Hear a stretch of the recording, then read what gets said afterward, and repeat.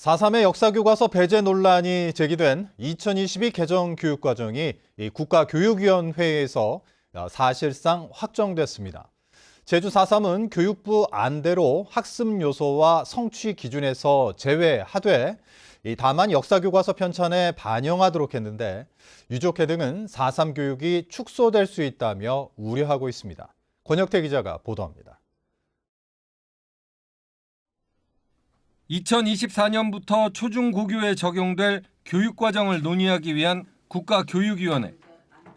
4.3을 학습 요소와 성취 기준에서 빼는 교육부 안을 놓고 제주도와 교육청 등이 반발한 가운데 새 교육과정을 의결했습니다. 4.3은 학습 요소와 성취 기준에서 교육부 안대로 제외하되 앞으로 역사과 교과서를 편찬할 때 반영한다는 내용을 포함시켰습니다.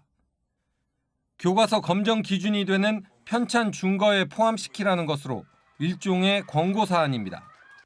이에 대해 교육부 관계자는 학교 현장에 자율성을 부여하기 위해 역사과 교과서의 학습 요소 129개를 모두 뺀 것이지 4.3만 뺀 것은 아니라고 설명했습니다. 4.3을 성취 기준 해설에라도 포함시켜달라는 제주도와 제주도 교육청의 요구는 반영되지 않은 겁니다. 4.3이 성취 기준에서 제외되면 관련 교육은 위축될 수밖에 없을 전망입니다. 사실상 의무사항이었던 4.3의 역사교과서 반영이 앞으로는 출판사나 집필진의 자율에 맡겨지게 되기 때문입니다. 편찬 기준 준거를 마련하면서 권고를 해서 4.3을 세설할 수 있도록 했다고는 하지만 이건 출판사의 자유권에 이름하는 형식이어서 출판사가 이걸 안 실을 수도 있다고 봅니다. 그래서 지금 돌아가는 상황은 안 실을 확률이 많지 않겠느냐, 매우 우려스러운 상황이라고 판단하고 있습니다. 새 교육과정은 오는 2024년부터 초중고 교과과정에 순차적으로 적용됩니다. 교육부는 이번 국가교육위원회 의결 사항을 반영해 이달 말까지 새로운 교육과정을 확정해 발표할 예정입니다. MBC 뉴스 권혁태입니다. 역대 최대 규모인 7조 원대 새해 제주도 예산안이 우여곡절 끝에 확정됐습니다. 제주도의회는 본회의에서 제주도가 제출한 7조 639억 원 규모의 2023년도 예산안을 제적의원 43명 가운데 찬성 41명, 반대와 기권 각각 1명으로 의결했습니다. 제주도와 의회는 삭감 기준을 놓고 신경전을 벌였지만 최종 개수조정 규모를 538억 원 선에서 타결했습니다. 또 제주도 교육청이 제출한 1조 5,935억 원의 새해 예산안도 의결됐습니다. 초고령 사회 진입을 코앞에 둔 제주는 젊은이들이 빠르게 줄고 있는데요. 30년 뒤인 오는 2050년이면 제주 지역 청년 인구가 지금보다 40% 가까이 급감할 것으로 예상됐습니다. 박주연 기자입니다. 서울에 살다 제주가 좋아 지난해부터 제주대학교에서 공부하고 있는 목진혜 씨. 하지만 졸업을 앞두고 제주를 떠나 서울 소재 기업에 취업하기 위해 준비하고 있습니다.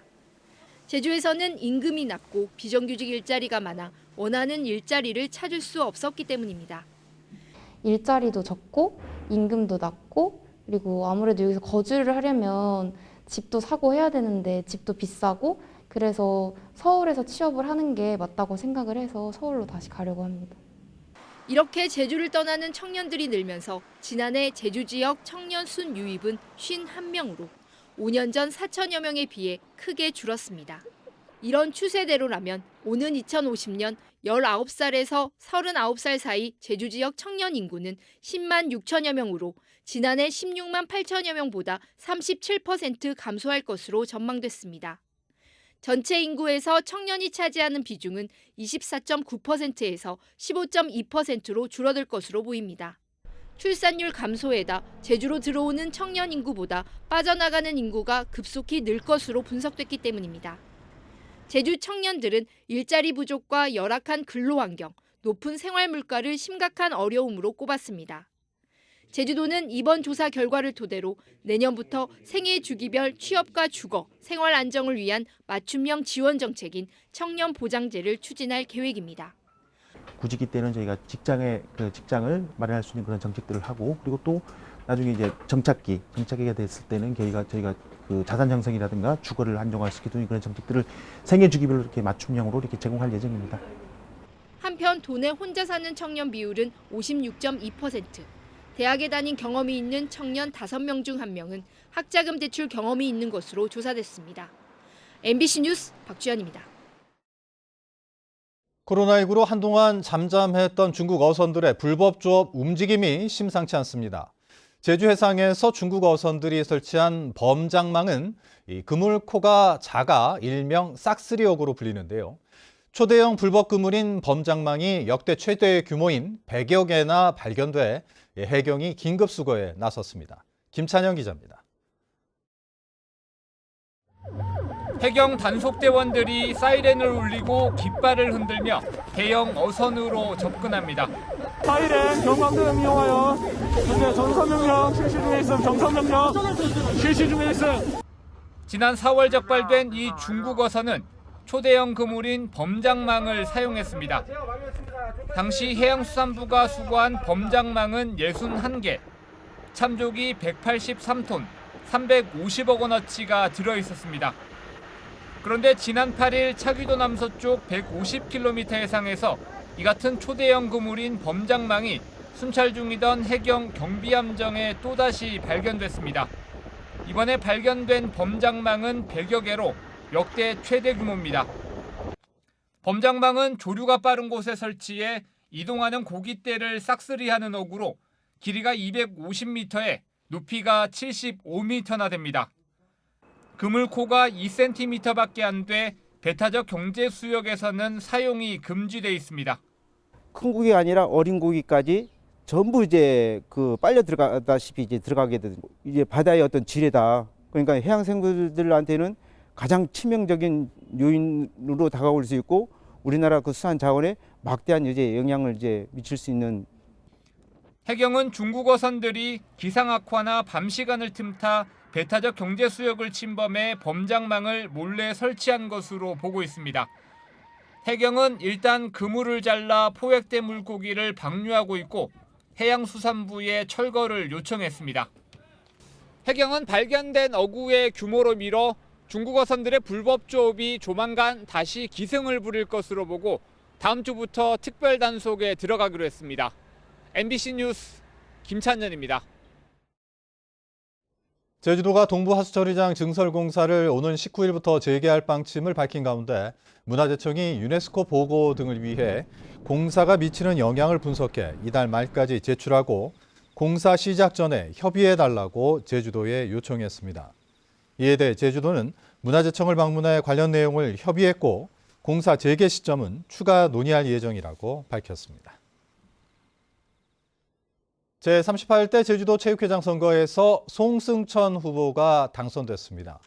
송승천 후보는 총 투표수 226표 가운데 182표를 얻어 44표를 획득한 전정배 후보를 누르고 당선됐습니다. 신임 송승천 회장은 제주체육 예산 확보에 힘써 2026년 전국체전 준비에 만전을 기하겠다고 밝혔습니다. 송 회장의 임기는 오는 2027년까지 4년입니다. 제4회 제주 언론인상 시상식에서 제주 MBC 송원일 기자가 대상을 수상했습니다. 송원일 기자는 마이크로 투어리즘 관광이 변한다 연속 시리즈를 통해 제주 관광의 문제점과 대안을 모색하고 제주 해양 생태계의 변화를 취재해 해양 보호를 위한 공론회장을 만들었다는 평가를 받았습니다. 한라일보 고대로 이태윤 기자가 대상을 공동 수상했고 김경호 전 제주일보 편집국장이 특별상을 수상했습니다. 오늘 오전 9시 10분쯤 서귀포시 안덕면 서광리의 한 주차장에 주차되어 있던 전기차에서 불이 나 소방서 추산 2,600여만 원의 재산 피해가 났습니다. 소방당국은 최근 도입한 이동식 소화 수조를 설치한 뒤 물을 채우는 방식으로 2시간 20분 만에 불을 껐습니다. 경찰과 소방당국은 배터리에서 불이 시작된 것으로 보고 정확한 화재 원인을 조사하고 있습니다. 남영호 침몰 사고 52주기를 맞아 희생자들을 추모하는 행사가 서귀포시 정방폭포 인근 남영호 조난자 위령탑에서 열렸습니다. 여객선 남영호는 지난 1970년 12월 15일 서귀포항을 출항해 성사포항을 거쳐 부산으로 가던 중 전남 여수시 소리도 인근 해상에서 침몰했고 탑승객 338명 가운데 323명이 사망해 국내 최대 규모 해난 사고로 기록됐습니다. 뉴스데스크 시즌 마칩니다. 고맙습니다.